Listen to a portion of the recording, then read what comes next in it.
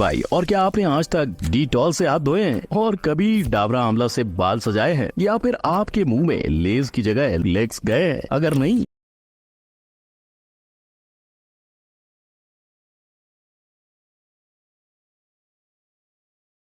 आप पाकिस्तान में नहीं रहते, जहां फेयर एंड लवली को लवली नाम की जगह कुछ और ही बेचा जाता है। लेकिन इसी तरह मैं आपको पाकिस्तान के बेतुके डुप्लीकेट्स दिखाऊंगा, जिसमें कपड़ों से लेकर जूतों तक सब नकली है। पर नकली और असली की इस गिनती में कुछ ऐसे देश भी हैं जिनकी कॉपी को देखकर आपकी हंसी नहीं रुकेगी। तो चलिए बिना किसी देरी के शुरू करते हैं।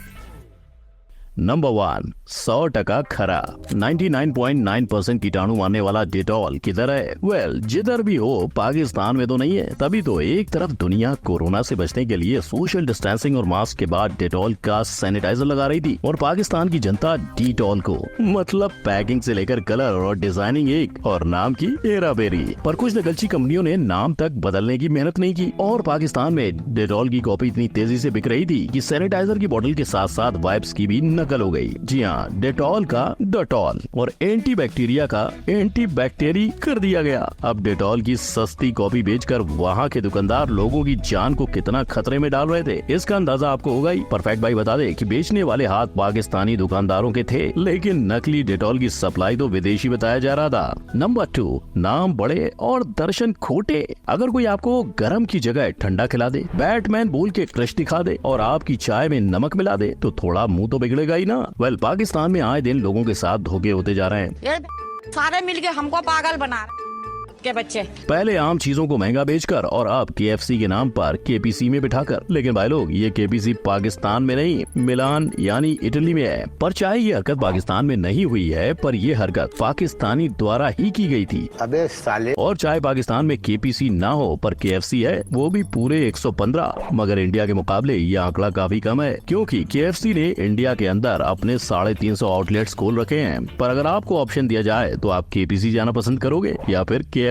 नंबर 3, निखार हुआ बेकार। गोरे गोरे मुखड़े पे काला काला चश्मा इंडिया में ही जचता है, क्योंकि पड़ोसी मुल्क में गोरे मुखड़े पे सस्ती फेयर एंड लवली लगाई जाती है, जिसका नाम है फेयर फेयरी। और हैरानी की बात यह है कि फेयर एंड लवली की ये कॉपी पाकिस्तान वाले नहीं बनाते, बल्कि ये कार्बन कॉपी इंडिया में बनती है, जिसे इम्पोर्ट से या इंडिया से पाकिस्तान लौटने वाले लोगों के जरिए पाकिस्तान पहुँचाया जाता है, और वहाँ से ये क्रीम पहुँच जाती है लाहौर में बसे मिनी इंडिया तक। वो इलाका जहाँ कई 100 दुकानदार सिर्फ इंडिया से इंपोर्ट किया हुआ सामान बेचते हैं, दिन दहाड़े सबके सामने। और पाकिस्तान के बनिया लोगों को मानना पड़ेगा, 2019 से ऑफिशियल तौर पर इंडिया पाकिस्तान का व्यवहार बंद है। इसके बावजूद वो पाकिस्तानी आवाम के इंडियन प्रोडक्ट की डिमांड को पूरा करते हैं। नंबर 4, ये कब हुआ? आज तक इंसानों को ना अंतरिक्ष की ऊंचाइयों का जवाब मिला है, ना समंदर की गहराई का, और ना ही इसका।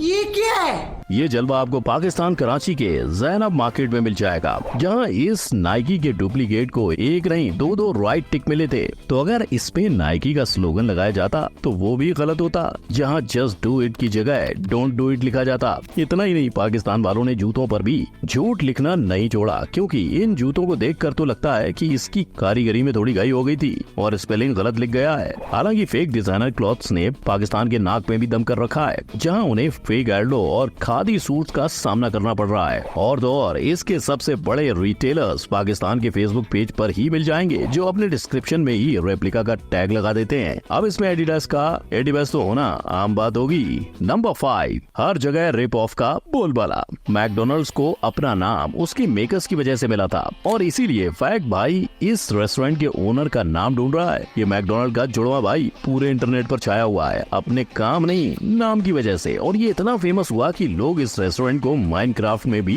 बनाने लगे थे। इतना ही नहीं, इस अज्ञात रेस्टोरेंट की डिमांड को या ट्रोलिंग इतनी ताकतवर निकली कि लोग इसके टी-शर्ट भी बनवाने लगे। लेकिन जहां हॉटडॉगनल्ड्स है, तो वहीं ईरान में मैकडोनल्ड्स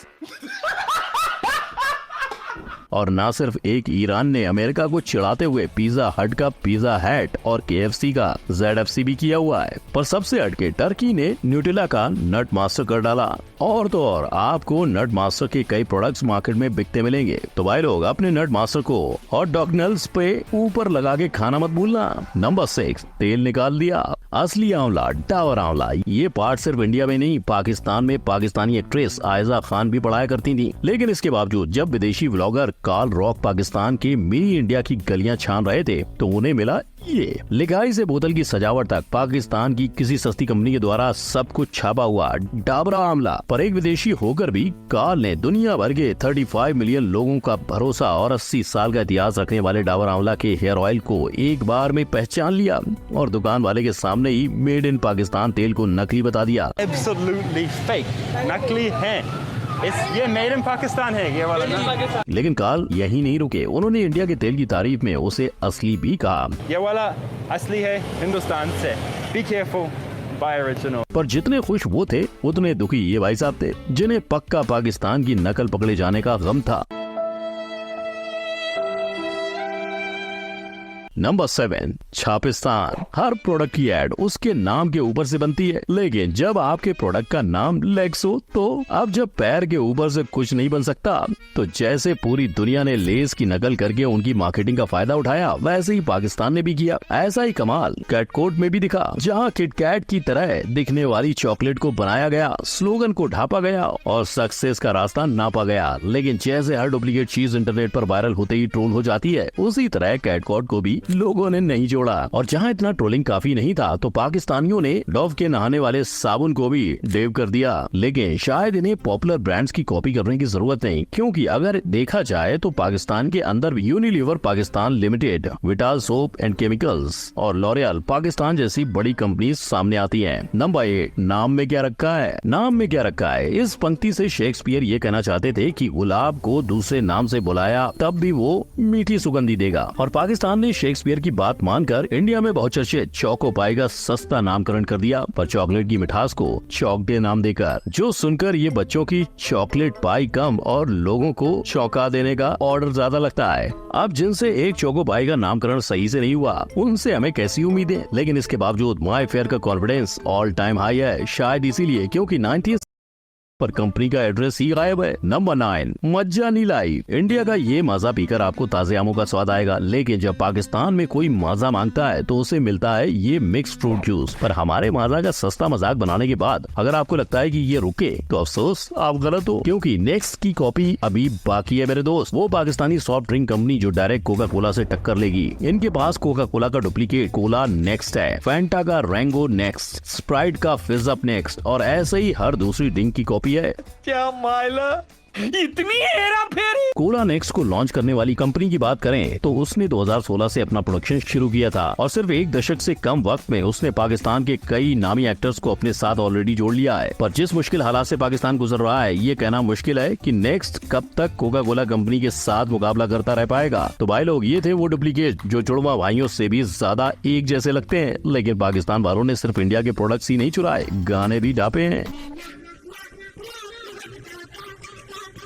क्लिक करो इस आई बटन पर और जानो कौन से गाने आज इंडिया से पाकिस्तान चले गए हैं। वीडियो अच्छी लगी हो तो लाइक, कमेंट, शेयर और सब्सक्राइब करना मत भूलना। हम मिलेंगे अगली वीडियो में, तब तक के लिए गुड बाय, जय हिंद।